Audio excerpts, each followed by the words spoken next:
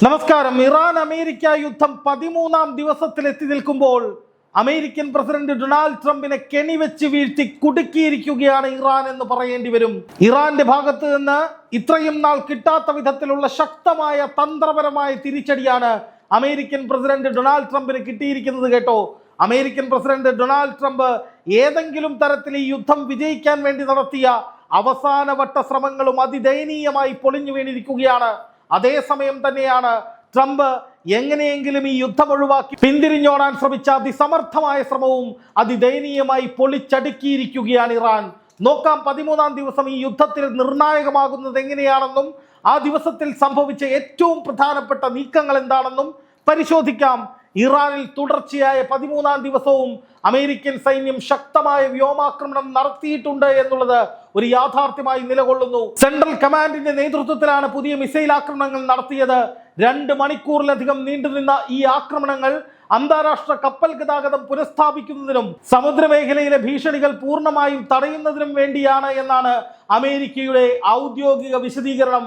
പ്രിയപ്പെട്ട പ്രേക്ഷകരെ, ഇറാനിലെ സൈനിക കമാൻഡ് സെന്ററുകൾ, ഡ്രോൺ സംഭരണ കേന്ദ്രങ്ങൾ, ആശയവിനിമയ ശൃംഖലകൾ എന്നിവ ലക്ഷ്യമിട്ട് വലിയ ആക്രമണം തന്നെയാണ് അമേരിക്ക നടത്തിയിരിക്കുന്നത്.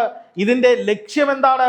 ഇറാനിലെ പ്രധാനപ്പെട്ട കേന്ദ്രങ്ങൾ മുഴുവൻ തകർക്കുന്നതിലൂടെ ഇറാനെ ഇല്ലായ്മ ചെയ്യുക, ഇറാനെ കീഴടക്കുക, ഒരു പരിധി കൂടി കടന്ന് ഇറാനെ പിടിച്ചെടുക്കുക എന്നുള്ള ലക്ഷ്യങ്ങൾ നിവൃത്തീകരിക്കാൻ വേണ്ടിയാണ് ട്രംപ് ഇത്രയും കടുത്ത ആക്രമണങ്ങൾക്ക് ഉത്തരവിടുന്നത്.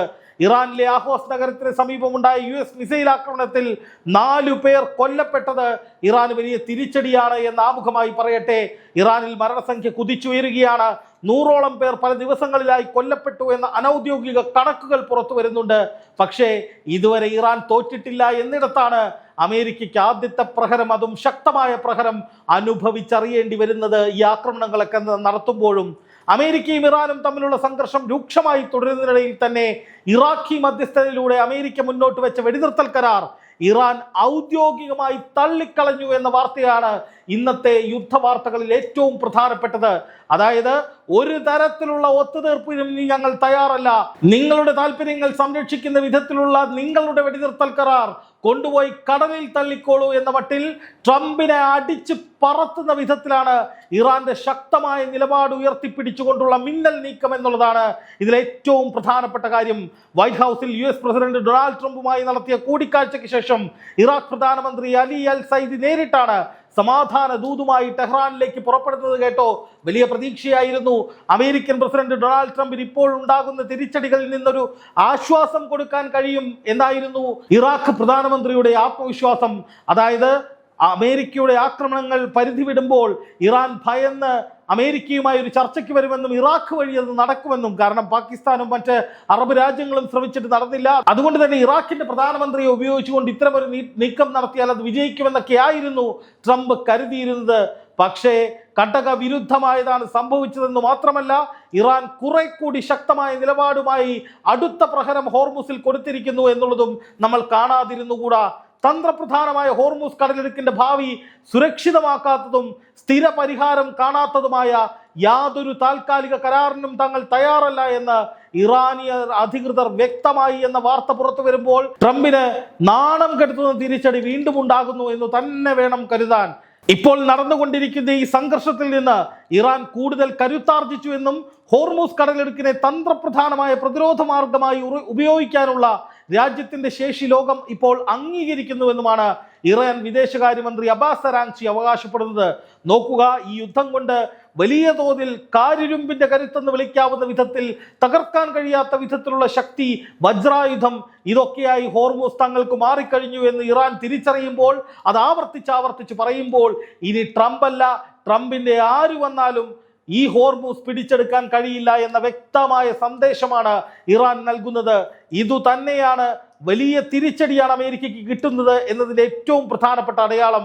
ഒപ്പം നോക്കുക, ഇറാഖിനെ ഇറക്കി എങ്ങനെയെങ്കിലും ഇറാനെ കൊണ്ടൊരു കരാറിൽ ഒപ്പുവെപ്പിച്ച് ഹോർമുസ് പഴയതുപോലെ തുറപ്പിച്ച് ഞാൻ ജയിച്ചേ എന്ന മട്ടിൽ ഗീർവാണം അടിക്കാൻ തയ്യാറായി നിൽക്കുന്ന ട്രംപിന്റെ മുഖത്തേറ്റ പ്രഹരമായി തന്നെ ഇത് മാറുകയാണ് എന്ന് മാത്രമല്ല, ഇറാൻ തന്ത്രപരമായി ട്രംപിനെ അവിടെ കെണിവെച്ച് വീഴ്ത്തുന്നത് എങ്ങനെയാണ്? ട്രംപിനോട് ഇറാൻ പറയുന്നത് ഹോർമൂസിൽ ശാശ്വതമായ ഒരു പ്രശ്നപരിഹാരം വേണം, ഞങ്ങൾക്ക് ഞങ്ങളുടെ പരമാധികാരം അതിനെ അംഗീകരിക്കണം, അല്ലാതെ ഞങ്ങൾക്ക് നേരെയുള്ള കടന്നുകയറ്റം ഒരു വശത്ത് നടത്തുകയും അതിനുശേഷം ഈ പറയുന്ന കരാറിൽ ഒപ്പിടുകയും വേണമെന്ന് പറയുന്നത് ഒരിക്കലും ശരിയായിട്ടുള്ള കാര്യമല്ല. അതായത് ഇപ്പോൾ പന്ത് നേരെ ട്രംപിന്റെ കോർട്ടിലേക്ക് അടിച്ചിരിക്കുകയാണ് ഇറാൻ. ഇപ്പോൾ ഇറാൻ അല്ല ഈ പ്രശ്നത്തിന് കാരണം, മറിച്ച് അമേരിക്കയുടെ ഇരട്ടത്താപ്പും ഒരിക്കലും വാക്കുപാലിക്കാത്ത കള്ളത്തരം നിറഞ്ഞ നിലപാടുമാണ് എന്ന് ലോകത്തിന് മുന്നിൽ നിരത്തുകയാണ് ഇറാൻ. അമേരിക്ക വിചാരിച്ചാൽ ഈ പ്രശ്നം പരിഹരിക്കാം, പക്ഷേ പറയുന്ന വാക്കിൽ കൃത്യത വേണം, എഴുതുന്ന കരാറിൽ ഉറപ്പ് വേണം, അത് പാലിക്കപ്പെടണം. ഒപ്പം ഇറാന്റെ പരമാധികാരത്തെ മാനിക്കണം.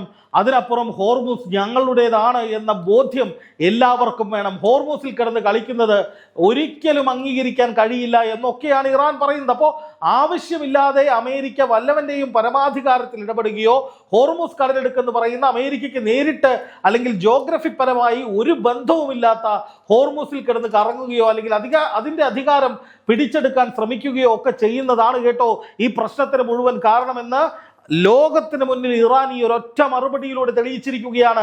അതായത് അമേരിക്ക കാരണമാണ്, അമേരിക്കയുടെ യുദ്ധക്കൊതിയാണ്, അമേരിക്കയുടെ പിടിവാശിയാണ്, അമേരിക്കയുടെ അത്യാർത്തിയാണ് ഈ പ്രശ്നം പരിഹരിക്കപ്പെടാതെ കിടക്കുന്നതിൻ്റെ ഏറ്റവും പ്രധാനപ്പെട്ട കാരണമെന്ന് ഇറാൻ ഈ ഒരൊറ്റ മറുപടിയിലൂടെ ലോകത്തോട് പറയുകയാണ്. അമേരിക്ക ഉന്നമിടുന്നത് എന്താണ്? ഹോർമൂസിന്റെ നിയന്ത്രണവും ഇറാന്റെ സാമ്പത്തിക തകർച്ചയുമാണ്. ഇറാൻ പറയുന്നത് എന്താണ്? തങ്ങൾക്ക് സ്വസ്ഥമായി നിലകൊള്ളാൻ കഴിയില്ല എങ്കിൽ അയൽക്കാരെയും, അതായത് അയൽ രാജ്യങ്ങളെയും, അതായത് GCC രാജ്യങ്ങൾ, ഗൾഫ് രാജ്യങ്ങളെയും അതിന് അനുവദിക്കില്ല എന്നാണ്. ചുരുക്കത്തിൽ അമേരിക്കയ്ക്കൊപ്പം നിന്നാലും ഇറാനൊപ്പം നിന്നാലും മിസൈലുകളോ ബോംബുകളോ വീഴുന്ന അവസ്ഥയിലാണ് ഈ ഗൾഫ് രാജ്യങ്ങൾ എന്ന് വേണമെങ്കിൽ പറയാം.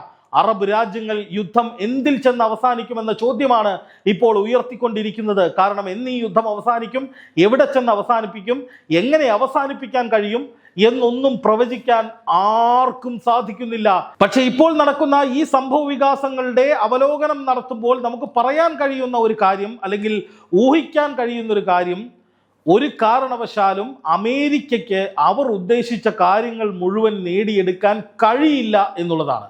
അതായത് അമേരിക്ക പറയുന്നത് പോലെ ഹോർമൂസ് കടലിടുക്ക് പൂർണ്ണമായി കയ്യിലേക്ക് കിട്ടുകയും അതുപോലെ ഇറാനെ ഭയപ്പെടുത്തി വരുതിയിലാക്കുകയും അതിനുശേഷം ഇറാൻ തങ്ങൾ പറയുന്നതൊക്കെ അനുസരിക്കുകയും ചെയ്യുന്ന ഒരു കാലം ഒരിക്കലും ഉണ്ടാകാൻ പോകുന്നില്ല എന്ന് തീർത്ത് പറയാൻ സാധിക്കുക തന്നെ ചെയ്യും. കാരണം ഈ യുദ്ധവുമായി ബന്ധപ്പെട്ട് നമ്മൾ പറഞ്ഞിട്ടുള്ള കാര്യങ്ങളൊക്കെ തന്നെയാണ് പിന്നീട് സംഭവിച്ചിട്ടുള്ളത്.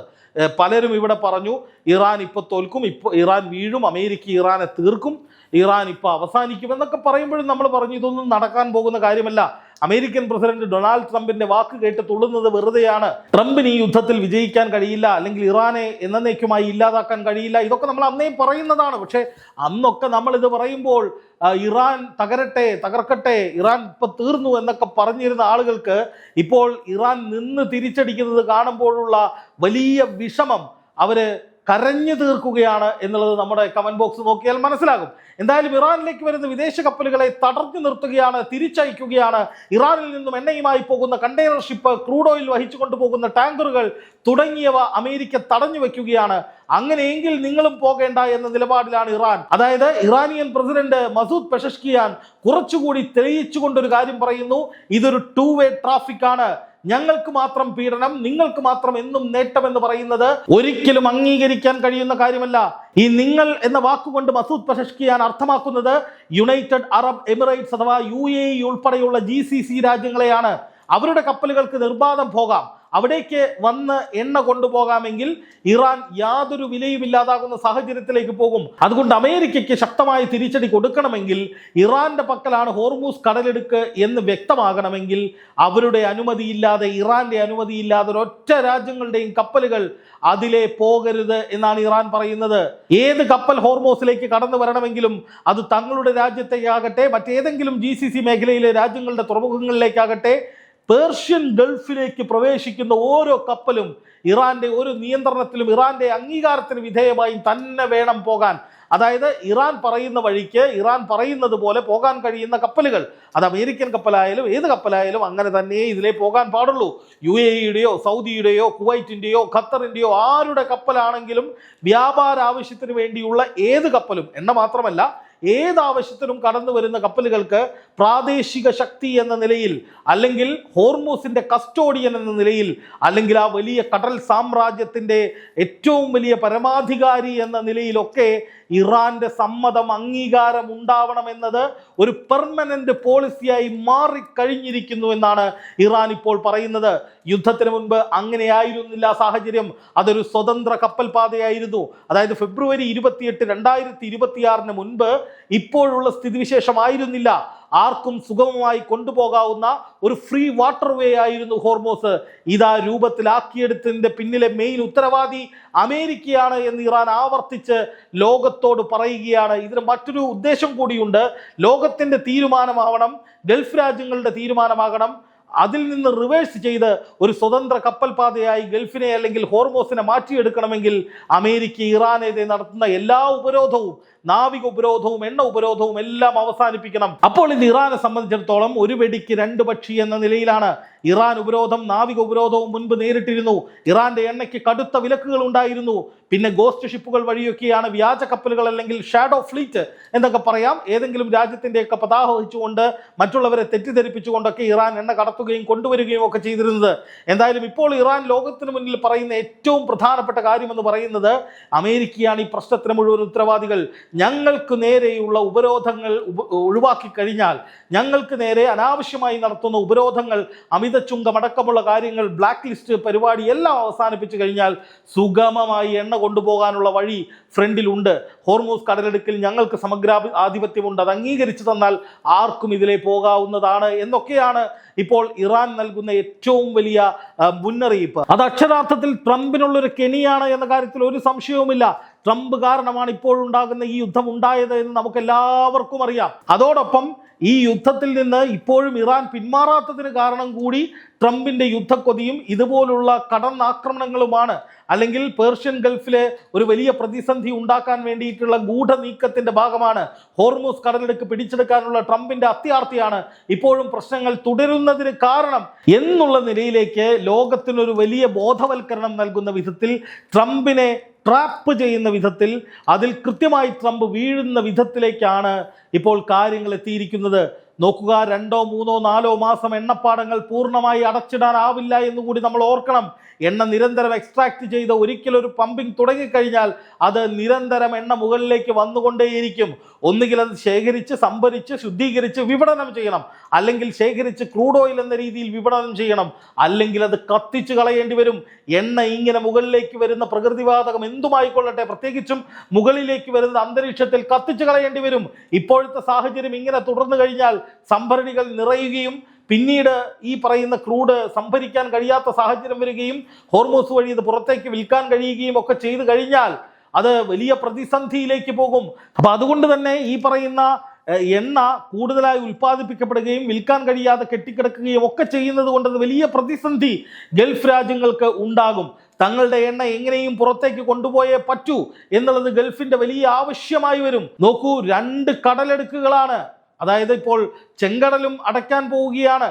അപ്പൊ നോക്കുക, ഹോർമൂസ് കടലെടുക്കും ബാബൽ മന്ദേബ് അടങ്ങുന്ന ചെങ്കടലും രണ്ടും ബ്ലോക്കായി കഴിഞ്ഞു കഴിഞ്ഞാൽ പിന്നെ ഗൾഫ് രാജ്യങ്ങൾ വലിയ പ്രതിസന്ധിയിലേക്ക് പോകും. അതും ട്രംപിനുള്ള കെണിയാണ്. കാരണം ഈ പ്രശ്നം പരിഹരിക്കാത്തിടത്തോളം കാലം ഗൾഫ് രാജ്യങ്ങൾ കടുത്ത ദുരിതത്തിലാകും. അപ്പൊ സ്വാഭാവികമായി ഗൾഫ് രാജ്യങ്ങൾ നോക്കുമ്പോൾ ഈ ഗ്യാപ്പിൽ അമേരിക്കയുടെ എണ്ണ വിറ്റ് വലിയ സമ്പാദ്യം ഉണ്ടായിക്കൊണ്ടിരിക്കുകയാണ്.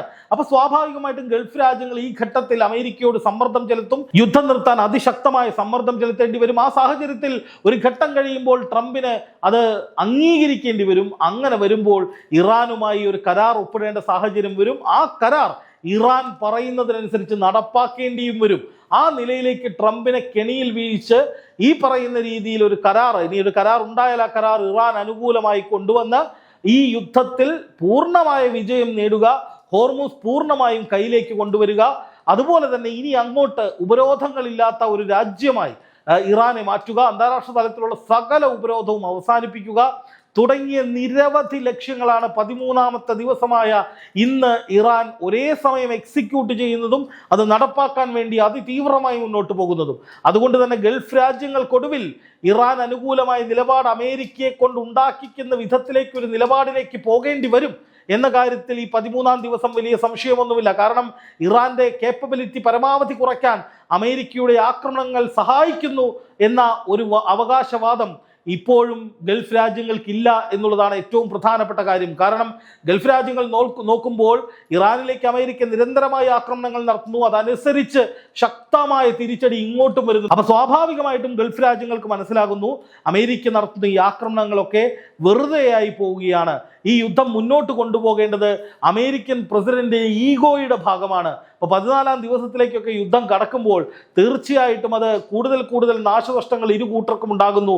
ഗൾഫ് രാജ്യങ്ങൾക്ക് അത് വലിയ ഭീഷണിയാകുന്നു. അപ്പോൾ സ്വാഭാവികമായിട്ടും യുദ്ധം എത്രയും പെട്ടെന്ന് നിർത്തണം എന്ന പൊതു ആവശ്യം ശക്തമായി ഉയരുമ്പോൾ തീർച്ചയായിട്ടും ഇത് അവസാനിച്ച് ഓടേണ്ട അവസ്ഥയിലേക്ക് ട്രംപ് എത്തും. ഇപ്പോൾ ട്രംപ് ഒരു ബലപ്രയോഗത്തിലൂടെ പിന്തിരിഞ്ഞോടാനാണ് ശ്രമിക്കുന്നത്. അതായത് ഇറാൻ എന്തെങ്കിലും ഒരു അനുനയത്തിന് വന്നിട്ട് അവിടെ നിന്ന് ഓടാനാണ് അല്ലെങ്കിൽ പിൻവലിയാനാണ് ട്രംപ് ശ്രമിക്കുന്നത്. പക്ഷെ അത് നടക്കുന്നില്ല. പക്ഷേ ഇറാൻ ശ്രമിക്കുന്നത് ട്രംപിനെ പിടിച്ചു കെട്ടുക, മുട്ടുകുത്തിക്കുക, വരിഞ്ഞു മുറുക്കുക എന്നതാണ്. അതിലേക്ക് കാര്യങ്ങൾ എത്തിക്കൊണ്ടിരിക്കുന്നു എന്നുള്ളതാണ് ഇന്നത്തെ ഏറ്റവും പ്രധാനപ്പെട്ട കാര്യം.